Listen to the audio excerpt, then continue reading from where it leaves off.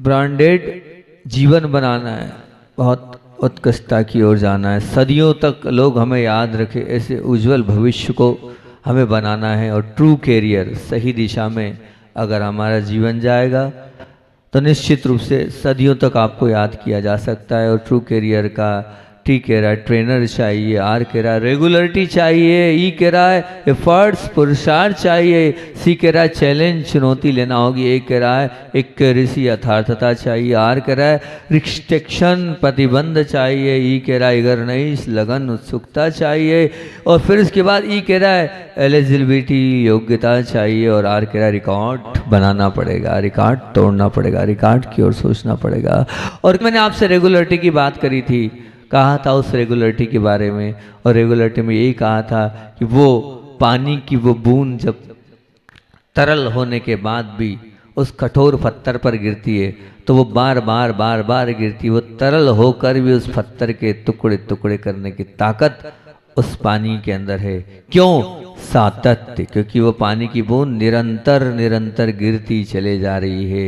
ये सातत्यपूर्ण आक्रमण उस पत्थर के भी टुकड़े टुकड़े कर देता है। इसलिए कहा था कि मात्र एक ही बरसात में जो है फसल नहीं उग जाती है, कि शिल्पी के एक प्रहार में प्रतिमा नहीं बन जाती है, दुकान एक ही दिन खोलने में नहीं जम जाती हैगी, साधना एक ही दिन करने में सिद्धि नहीं मिल जाती है। सातत्य धर्म ही लक्षण है। निरंतर आप सातत्यता बनाओगे, निरंतरता रखोगे, नियमितता से कार्य करते चले जाओगे तो निश्चित मान के चलना करत करत अभ्यास के जड़मति हो तो सुजान। निश्चित आप बार बार बार बार अभ्यास करते चले, निरंतर अभ्यास होता चला जाएगा तो जो लक्ष्य आपको चाहिए उस लक्ष्य की प्राप्ति हो जाएगी। बात निरंतरता की थी, लेकिन अपन उस ध्यान की प्रक्रिया में चले गए थे। उसमें आप लोगों के बीच में हमने निरंतर ध्यान की उस प्रक्रिया के विषय में बताया था कि वो मेडिटेशन क्या कहलाता है, और जो क्रीम कोटेशन हमने तैयार किया था वो उस पर भी हम ध्यान ज़्यादा दे नहीं पाए थे। क्रीम कोटेशन क्या था कि जहाँ पर नियमितता हो, निरंतरता हो, सत्य सात्यता हो, और वहाँ पर सफलता निश्चित है, वहाँ पर प्रसन्नता निश्चित है, वहाँ पर खुशी निश्चित है, वहाँ सुख निश्चित है, वहाँ जीवन का उत्कर्षण निश्चित है। निश्चित मान के चलना, नियमितता होनी चाहिए आपके अंदर, निरंतरता होनी चाहिए आपके अंदर, सातत्यता होनी चाहिए आपके अंदर। पूज्य गुरुदेव का ये उदाहरण कब बोलना भूल गया मैं, कि पूज्य गुरुदेव, आपको मैंने बताया भी था पहले कि गुरुदेव को बड़े बाबा से बड़ा लगाव था। और सच पूछे तो गुरुदेव से पूछा आप बुंदेलखंड क्यों आए, अब बुंदेलखंड क्यों आए राजस्थान को छोड़कर? तो गुरुदेव ने बहुत अच्छी बात बताई। बोले अजमेर नशिया जी में था मैं, और सर सेठ हुकुमचंद जी, सर सेठ भागचंद जी सोनी जी की धर्म पत्नी, प्रथम आहार पूज्य गुरुदेव का भागचंद जी सोनी क्या हुआ था। मुनि दीक्षा के बाद अगर प्रथम आहार हुआ था तो भागचंद जी सोनी क्या हुआ था। और सबसे ज़्यादा विरोधी भागचंद जी सोनी थे कि इतनी छोटी उम्र में आचार्य भगवान को दीक्षा आप मत दो, ये आप गलत कर रहे हो। तो भागचंद जी सोनी क्या प्रथम आहार हुए थे। उनकी धर्मपत्नी बुंदेलखंड की यात्रा के लिए आई थी, और जब बुंदेलखंड की यात्रा के लिए आई थी तो उन्होंने बड़े बाबा को जब देखा कि एक छोटी सी गुफा के अंदर इसे भगवान है, वो देखती रह गई।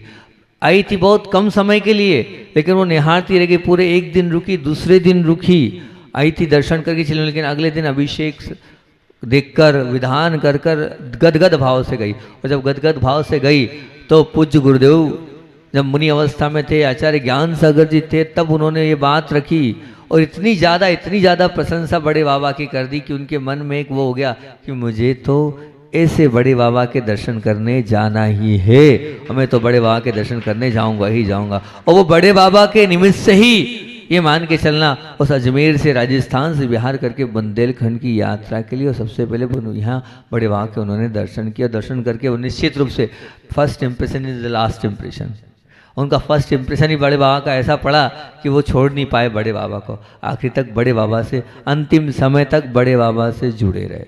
मैंने देखा आचार्य श्री जी के चतुर्मास जहाँ भी हुए वहाँ के भगवान आप उठाकर देखना आप जहाँ भी वो रुकते हैं 4 महीने, जहाँ जहाँ उन्होंने समय दिया, वहाँ के भगवान का आकर्षण, वहाँ की आभा, वहाँ का ओज, वहाँ का प्रभाव अपने आप पे बहुत प्रभावशाली है। चाहे आप बीनावारा का उठा के देख लो, चाहे कुंडलपुर का उठा के देख लो, चाहे आप वो उधर गए थे गुजरात में तो महुआ पासनाथ का देख लो, कहीं का भी उठा के देख लो, जहाँ भी जाएंगे, चाहे नमावर का उठा के देख लो आप, वहाँ के भगवान निश्चित रूप से प्राचीन, अतिशयकारी, प्रभावक, ओजस्वी पूर्ण होते हैं। वहीं पूज्य गुरु, चाहे मुक्तागिरी का उठाकर देख लो आप, जहाँ देखोगे वहाँ पर आपको निश्चित रूप से गुरुदेव पसंद ऐसे नहीं करते हैं, बहुत उससे पसंद करते हैं। रामटेक के शांतिनाथ भगवान को देख लो आप, हर जगह उन्होंने कुछ देखा और रुके। तो निश्चित रूप से बड़े बाबा के पास बहुत कुछ देखा होगा, तभी तो पूज्य गुरुदेव रुके थे। तो बात बड़े बाबा की थी, और बड़े बाबा की मैं आपसे बात कर रहा था, जब बड़े बाबा को उच्च आसन देने की बात थी। तो उच्च आसन देने की बात थी तो आचार्य भगवान ने नियम लिया, इतना बड़ा नियम लिया। काय का नियम लिया? स्वयंभू पढ़ना है।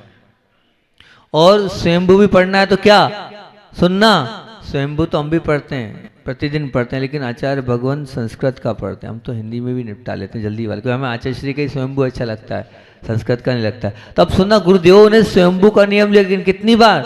दिन में 3 बार, दिन में 3 बार, एक बार नहीं, 2 बार नहीं, और 50 मिनट एक बार पढ़ने में लगते हैं। सोचो, विचार करो कि दिन में भी सुबह पढ़ा, फिर 12 बजे पढ़ेंगे, फिर शाम को पढ़ेंगे। आचार्य श्री से पूछा ऐसा क्यों? तो आचार्य श्री ने कहा, एक ही पाठ को हम बार बार करते हैं तो वो सिद्ध होता है, 100 पाठ करने से सिद्ध नहीं होगा। एक ही चीज को बार बार आप पढ़ोगे, उच्चारण करोगे तो सिद्ध होता चलेगा। एक ही मंत्र को बार बार करोगे तो सिद्ध होता चलेगा। एक ही मेडिटेशन को बार बार करोगे तो सिद्धि आएगी, एक बार में सिद्धि नहीं आती है। इसीलिए पूज्य गुरुदेव ने अब जो है दिन में 3 बार स्वयंभू का पाठ किया। और भाव क्या था? जब कौन ने लिखा था पाठ? वो पता है किसने लिखा था पाठ? वो स्वयंभू का पाठ किसने लिखा था? आचार्य समुद्रभद्र देव महामुनि राज ने लिखा था। और आपको इसकी कहानी पता है? क्या कहानी है? क्या कहानी है? ये कहानी ये कि आचार्य समुद्रभद्र देव जो गुरुदेव थे, उनको हो गई भस्मक व्याधि। भस्मक व्याधि एक ऐसा रोग होता है जिस रोग में आप कितना भी खाओ सब भस्म हो जाता है। अब मुनि अवस्था में कितना शावक खिलाएगा, और बार बार खाना पड़ेगा। स्थिति परिस्थिति बिगड़ गई, वो गुरु के पास पहुंचे, समाधि दे दो। गुरु ने कहा ये तो भव्य जीव है, इसके माध्यम से तो अभी क्या होना, धर्म की प्रभाव होना, जिन शासन की ध्वजा को इन्होंने तो आगे तक ले जाना है। उन्होंने कहा नहीं, अभी हम आपको समाधि नहीं दे सकते, आप इस भेष का त्याग करो और अपने हिसाब से जो बीमारी है उस बीमारी का इलाज कराओ। और तब आपको हम बताएं, वहां पर, कहाँ पर? बनारस में एक बहुत बड़ा मंदिर था। और उस बड़े मंदिर में वहाँ पर वो एक मंदिर के बाहर अपनी धुनी लगाकर और एक वैष्णव का भेष बनाकर बैठ गए। बोले क्या? बोले मेरी भगवान से डायरेक्ट बात होती है। क्या बोले? मेरी भगवान से डायरेक्ट बात होती है। भगवान मेरी मानते भी हैं, मेरी सुनते भी हैं। मेरी भगवान मानते भी, मेरी भगवान सुनते भी हैं। अब रूप अच्छा, आकर्षक, पर्सनालिटी अच्छी, लोग आकर्षित हो गए। तुम्हारे जैसे वो बैठ गया कुंडलपुर में धुनी मचाकर, और 10-20 लोगों को इकट्ठा कर लिया उसने, ठीक है ना, कि ये क्या है? बोले बाबा हैं। आजकल तो चमत्कार को नमस्कार है, बस किसी ने बोल दिया, ये 2 ने बोला, 4 ने बोला, तो ढेर लग गया। किसी ने कुछ बांट दिया, किसी ने कुछ रख दिया, किसी ने पैसे रख दिए। देखना था आप, एक फोटो देखी थी हमने, बस नीचे मुंह करके बैठे हैं। तो चमत्कार को नमस्कार वाला मामला हो जाता है। तो वही बस वही वाला मामला था। किनका? किनका मामला था? उन समुद्रभद्र महामुनि राज का। वो बैठे थे तो लोगों ने सोचा, तो बोले ठीक, बोले मेरे पास इतनी ताकत है, जितना प्रसाद है ना, ये प्रसाद भगवान को खिलाने की ताकत रखता हूं मैं, भगवान पूरा प्रसाद खा लेंगे। बोले क्या बात कर रहे हो? भगवान बोले हाँ बस इतना ही है, लेकिन वो मामला अकेले में होता है। वो मामला कब होता है? अकेले में होता है। बस अकेले में मामला होता है। और वो अंदर थे, अकेले में होते थे, रोज रोज प्रसाद बढ़ता गया। वो अंदर क्या करते थे आप समझ जाओ, वो क्या करेंगे? वो तो कहाँ, भगवान क्या खाएंगे क्या? अरे शिव जी की पिंडी क्या खा लेगी क्या प्रसाद को? नहीं खा सकती। अब बस वो खाते गए, खाते गए, खाते गए। 1 दिन, 2 दिन, 4 दिन प्रसिद्धि होती चली गई। बड़े बाबा आए, भगवान से बात करते हैं और ये होता है। अब जब बीमारी समन होने लगी, क्विंटलों से खाने लगे थे। जब ये बीमारी शांत हो गई उनकी, तो क्या हुआ? बचने लगा। लोगों को शक हुआ, अब क्या हो रहा, बच क्यों रहा है? फिर क्या था, एक बच्चे को बिठाकर टोकरी में रख दिया, देखना तुम। वो देख रहा था, उसने बाहर आके बोला वो भगवान नहीं खाते, ये तो स्वयं कहते अब जब सबको पता चला, सब आक्रोशित हुए, राजा के पास खबर पहुंची। राजा ने भी कहा, और राजा ने कहा तुम जरूर ये जो वेश पहने हो इस वेश के तुम जो है धारी नहीं हो, अब तुम्हें नमस्कार करना होगा, तब कहीं जाकर तुम्हें, नहीं तो तुम्हें क्या बनाया जाएगा, तुम्हें अपराधी घोषित किया जाएगा। तब समुद्रभद्र महामुनि राज ने कहा था कि मेरा नमस्कार स्वीकार करना कोई छोटी मोटी बात नहीं है राजा साहब, आपको पूरी तैयारी से आना होगा, और फिर कुछ हो जाए तो मैं नहीं जानता, इस पूरे स्थान को आप बांध दो, इस नमस्कार स्वीकार नहीं कर पाएगी। और फिर उसके बाद पूज्य भगवान ने इस जो है सबको बुलाया, सब देख रहे थे, और स्टार्ट किया स्वयं भूत तेन भूतले समझ सज्जान विभूति चक्षुषा विराजितम, ये स्वयंभू आदिनाथ से स्टार्ट किया।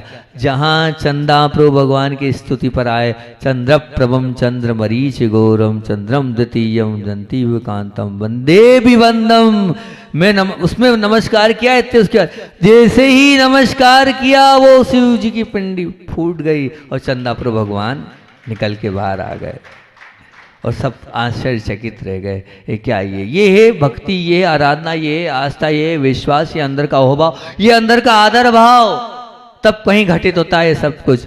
बस आचार्य श्री जी ने उस वक्त यही कहा, जब समुद्रभद्र भगवान ने इस स्वयंभू से चंद्रप्रभु भगवान प्रकट कर दिए, तो मैं इस स्वयंभू से बड़े बाबा को विराजमान करूंगा। पूरी दुनिया मुझ पर उंगली उठा रही है, पर मुझे स्वयंभू के पाठ पर विश्वास है, और स्वयंभू के पाठ के माध्यम से पूज्य गुरुदेव ने, और उन्होंने यही कहा था, आचार्य ज्ञान सागर जी ने कहा था कि एक ही चीज को बार बार पढ़ोगे तो वो आत्मसात होगी। सर्वार्थ सिद्धि को पूज्य आचार्य महाराज के आचार्य महाराज ज्ञान सागर जी ने 108 बार पढ़ा है। आज समझना, एक ही ग्रंथ को आप बार बार पढ़ोगे तो वो निश्चित रूप से आएगा, और हर बार नया मिलेगा, हर बार आपको नया विषय पकड़ में आएगा। आप सोचोगे मैंने तो पिछली बार पढ़ा था और इस बार पढ़ रहा हूँ, नहीं, हर बार कुछ ना कुछ नया मिलता चला जाता है। तो ये ध्यान रखना, रेगुलरिटी, नियमितता पर अपनी बात चली थी। अगर नियमितता होगी, निरंतरता होगी, सातत्यता होगी, तो निश्चित रूप से मान के चलना आपके जीवन में सफलता मिलती चली जाएगी। एक दिन से कुछ नहीं होने वाला है। आपने दुकान तो खोल दी, लेकिन बताओ दुकान खोलने के बाद जब लगातार उस पर टकटकी लगाकर निगाह रखोगे, बैठोगे, तब तो वो दुकान चलेगी ना। दुकान चल सकती है? नहीं, बिल्कुल नहीं चलेगी। निश्चित आपको मेहनत करना पड़ेगा, मार्केट में अपने आप को जमाने के लिए सबके बीच में करना पड़ेगा। निरंतरता, तथ्यते, तब कहीं जाकर आप अपने उस जीवन के लक्ष्य को प्राप्त कर पाओगे। सक्सेसफुल जीवन बनाना है तो सही दिशा में अपने करियर को ले जाना होगा, और सही दिशा में करने के लिए जिस कार्य को कर रहे हो उसमें निरंतरता चाहिए, रेगुलरिटी चाहिए, नियमितता चाहिए, तभी आप आगे तक पहुंच पाओगे, नहीं तो नहीं पहुंच पाओगे। एक दिन करने से कुछ नहीं होने वाला है। कुछ लोग बोलते हैं हम भगवान के पास गए थे, दर्शन कर रहे हैं, मंदिर में जाते हैं, उसके बावजूद भी हमारा तो कुछ भला हो ही नहीं रहा है। अरे भैया, आज आपने जाना प्रारंभ किया है, वो भगवान बहुत, या कहना चाहिए कर्म का जो आपका लेखा जोखा है वो बहुत अच्छा है। आप विचार करना 24 घंटे में पाप कितना करते हो और पुण्य कितना करते हो। वो तो बहुत अच्छी संयोजना है वो कर्म की, कि कम से कम वो जितना पाप आप करते हो, अगर वो उदय में जाए तो स्थिति खराब हो जाएगी। एक दिन मंदिर गए नहीं, 4 दिन मंदिर गए नहीं, और आप बोलने लग जाओ भगवान को दोषारोपण कर ले, भगवान ऐसे भगवान वैसे। अरे वो तो वीतरागी हैं, वो ना देते हैं ना लेते हैं, सब कुछ अपने ही तो परिणामों से अपने को मिलता है। तो निरंतरता होनी चाहिए। बस महाराज ने बोल दिया 10 दिन कर लिया, 20 दिन कर लिया, महाराज जी गए और गायब, ऐसा मत करना। आपके अपने जीवन में निरंतरता आनी चाहिए, तभी आप जीवन में कुछ प्राप्त कर पाओगे, नहीं तो नहीं कर पाओगे। कल ये बात बोलना रह गई थी, तो बात करनी काय पे, एम्पायर पे। बड़े बाबा की तो बताएंगे बिल्कुल निश्चित रूप से। बड़े बाबा भी बड़े आसन पर बैठना ही आपको बनाए। मैंने पहले भी कहा था, जैसे बड़े बाबा विराजमान हुए थे, क्योंकि आचार्य श्री ने कहा आएगा कि पद्मासन में कुंडलपुर के बड़े बाबा और खड़गासन में बामोरा के बड़े बाबा, है ना। जब हम आ रहे थे तब उनने हमसे ये कहा था कि वहाँ बड़े बाबा हैं, जैसे ये शब्द थे उनके, वहाँ बड़े बाबा हैं, जा तो रहे हो, बड़े बाबा हैं, वो आपको आगे जाने ही नहीं देंगे। 3 स्थान दिए थे, तब उन्होंने कहा तो आपको जाने ही नहीं देंगे। तो निश्चित रूप से जब हम आए थे तो बिल्कुल उन्होंने आगे बढ़ने ही नहीं दिया हमें, और यहीं रोक लिया था बड़े बाबा ने। तो अब बड़े बाबा को भी अपने को विराजमान करना है और उसकी पूरी तैयारी करना है। धन तो बरसेगा, आप निश्चिंत रहना, सब होता चला जाएगा। लेकिन तन और मन दोनों चाहिए और साथ साथ में आपका समय भी चाहिए। यदि हर व्यक्ति के मन में विचारों का तालमेल हो तो समाज में सामंजस्य एवं स्नेह स्वतः ही प्रतिबिंबित हो जाएगा। निश्चित रूप से हम हर व्यक्ति के मन के विचारों को समझने का प्रयास करें। और ताल और मेल का तात्पर्य क्या है कि ताल से अगर बाजा ठोकोगे तो वो क्या होगा, वो बाजा क्या लगेगा, सुंदर लगेगा। और अगर ताल से बाजा नहीं ठोकोगे तो क्या रहेगा, अरे भैया बंद कर दे तू। ताल मेल यही कहलाता है कि ताल के साथ मेल हो जाएगा तो बाजा भी बहुत सुंदर लगेगा, उसकी आवाज़ सुस्वर लगेगी। तो ताल मेल का मतलब यही कि वो क्या चाहता है हम उसको भी समझे, हम क्या चाहते उसको भी समझे और फिर तालमेल बिठा लें।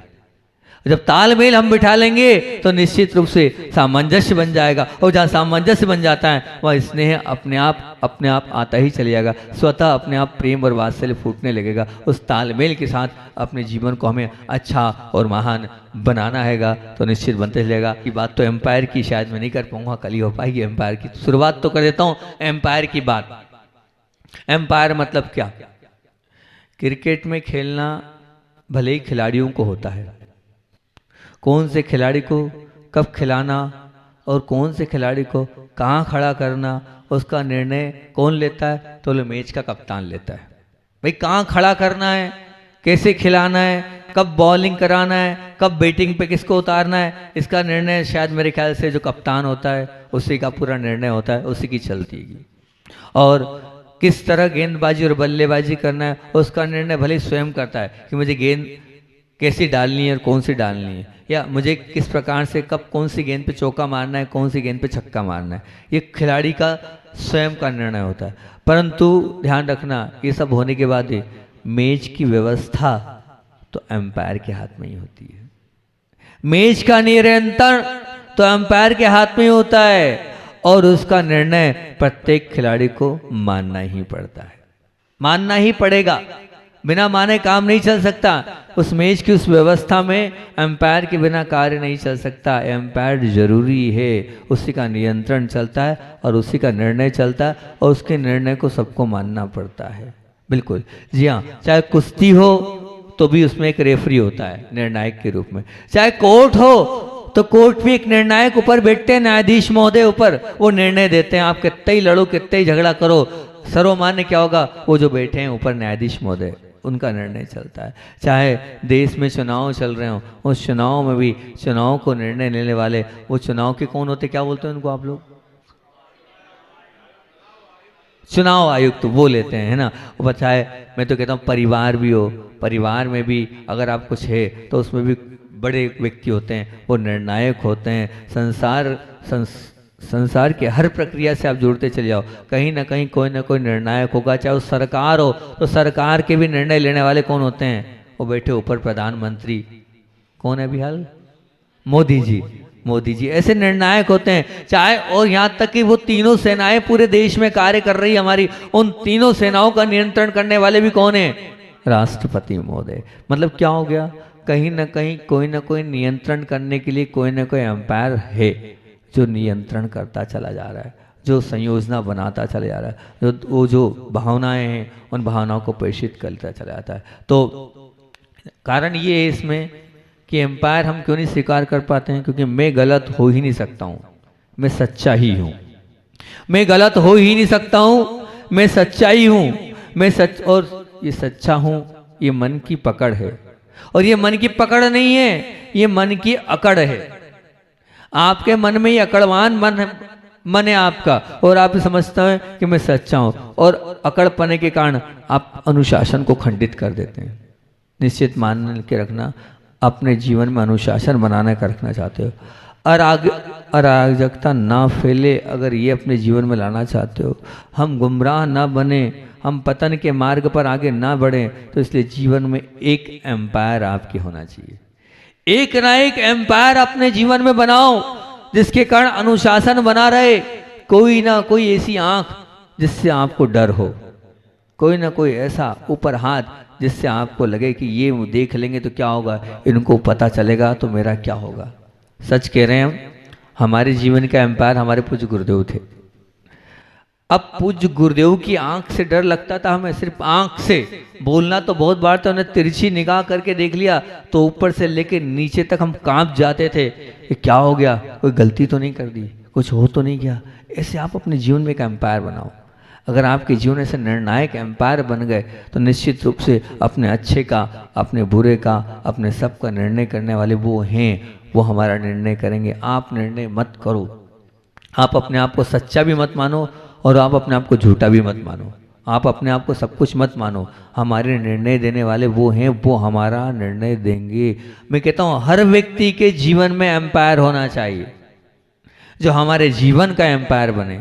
उस मेज के एम्पायर तो हमने देख लिए, उस कोर्ट का एम्पायर तो हमने देख लिया, बहुत अच्छी बात है। उस देश को चलाने का एम्पायर हमने देख लिया, बहुत अच्छी बात है। कि उस कुश्ती की लड़ाई में हमने एम्पायर देख लिया। पर आपके जीवन का एम्पायर कौन है, जो आपके अच्छे और बुरे का निर्णय लेगा, जो आपके अच्छे और बुरे को बताने वाला होगा, जो आपको सच्चा मार्गदर्शन दिखाने वाला होगा। तो निश्चित रूप से हमारे जीवन को, हमारे ट्रू करियर, अगर सही दिशा में करियर को ले जाना है तो आपके जीवन का कोई ना कोई एम्पायर होना चाहिए, जिससे आप अपने सुख दुख की बात बांट सको, जिससे आप अपना निर्णय ले सको, जिससे अपनी बात का समर्थन कर सको कि आप बताओ मैं क्या करूं, मेरे लिए क्या करने योग्य है, मैं किस प्रकार से अपने जीवन को और अच्छा बना सकूं। है कि नहीं आपके जीवन का कोई एम्पायर? पूछो अपने आप से। ये प्रश्न आपके सामने फेंक रहा हूं मैं, आपके सामने प्रस्तुत कर रहा हूं मैं कि मेरे जीवन का एम्पायर कौन है, जो मेरे जीवन के निर्णय लेगा। क्योंकि देखो हमारी सोच हमारे तक रहती है, लेकिन जो एम्पायर से तात्पर्य जो बड़े होते हैं, जो हर चीज के कहना चाहिए अनुभवी होते हैं, हर चीज उन्होंने देखी जानी और समझी हैगी, वो आपके लिए एम्पायर होना चाहिए। और ध्यान रखना आप कि डॉक्टर कभी अपना इलाज नहीं कर पाता है। डॉक्टर कभी अपना इलाज नहीं कर पाता है। डॉक्टर को भी दूसरे डॉक्टर के पास जाना पड़ता है, वो स्वयं भी दूसरे के पास जाता है, निर्णय नहीं ले पाता है कि क्या करूं क्या नहीं करूं। मैं खुद भी सैकड़ों लोगों के निर्णय लेता हूं, पर अपने खुद के निर्णय लेने में भी मुझे शरण में जाना पड़ता है। बताओ क्या करूं, जब मैं कंफ्यूज हो जाता हूं। तो ऐसे भी आप निश्चित में, आप बहुत समझदार हैं, आप बहुत पढ़े लिखे हैं, आपके पास बहुत बुद्धि है, आप बहुत क्वालिटी वाले हैं, लेकिन फिर भी ध्यान रखना अपने निर्णय आप भले ही अपनी इच्छा से प्रस्तुत कर दो, लेकिन निर्णय लेने के पहले एम्पायर के पास जरूर जाओ, उससे जरूर पूछो कि मैं गलत हूं कि मैं सही हूं, मेरे अंदर क्या कमियां हैं, मेरे अंदर और कैसे मैं अच्छाइयों को प्राप्त कर सकता हूं। तो वो एम्पायर मैं तो ये मानता हूं, वो एम्पायर कैसे होना चाहिए? वो एम्पायर होना चाहिए जो राग और द्वेष से रहित हो। वो एम्पायर कौन सा होना चाहिए आपका? जो राग और द्वेष से रहित हो, वो किसी पक्ष को लेके नहीं हो, उसके पास निष्पक्षता हो। आपने एम्पायर तो बना लिया, लेकिन वो एम्पायर किसी एक पक्ष को लेके रहेगा, हो सकता है आपका जीवन बर्बाद कर दे। नहीं, आपके जीवन का वो एम्पायर कैसा होना चाहिए। और फिर एक बात ध्यान रखना, जैसे निश्चित एक मान के चलना कि अगर प्रधानमंत्री भी बोल देगा और एम्पायर ने कह दिया आउट, तो प्रधानमंत्री की ताकत नहीं है क्या वो कह दे कि नहीं भैया नहीं, कोई कुछ नहीं कर सकता, कोई बिगाड़ नहीं सकता, एम्पायर ने जो बोल दिया है बस वही होगा। अब वो गलत हो कि सही हो, उससे कोई लेना देना नहीं, हमारा कुछ नहीं चलेगा, एम्पायर का चलेगा। तो बस ऐसे ही जब फिर आप पूरी श्रद्धा के साथ, पूरी आस्था के साथ, पूरे अहोभाव के साथ और आदर भाव के साथ एम्पायर की मान लोगे तो होगा। मैं अपना खुद का बता रहा हूँ कि बासा मतलब हम लोग थे, जाना कहीं और था, 3 पंच कल्याणक थे एक साथ, पूज्य गुरुदेव के आशीर्वाद से। पिंडरई का पंच कल्याणक, पिंडरई के बाद 12 सिवनी का पंच कल्याणक, फिर उसके बाद एक और वहीं पास में गांव, वहाँ का 3 पंच कल्याणक एक साथ थे और जाना हमें कहीं और था, ठीक है ना।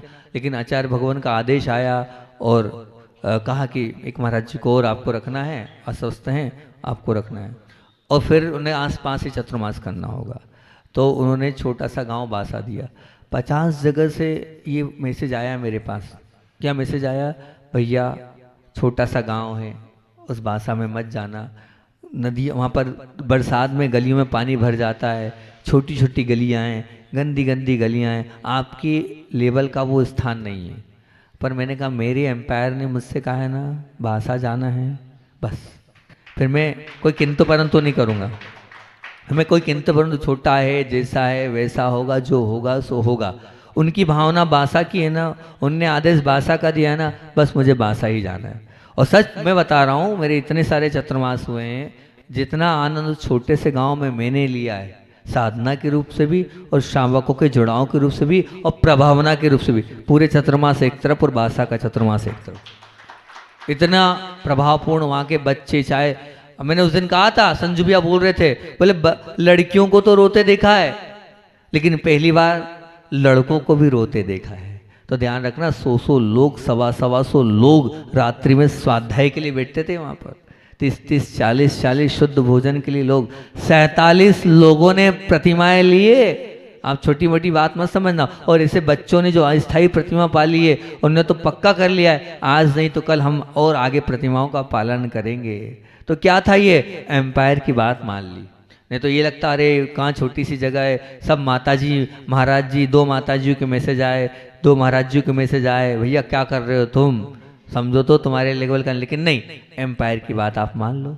एम्पायर ने जो कहा है, उनके निर्णय को हम कोई किंतु परंतु नहीं करेंगे, उनके निर्णय को हम चुनौती नहीं देंगे, तो निश्चित ये मान के चलना हमारा जीवन उत्कृष्ट बन जाएगा। तो ध्यान रखना, अगर अनुशासित रहना है आपको, एम्पायर बनाओ।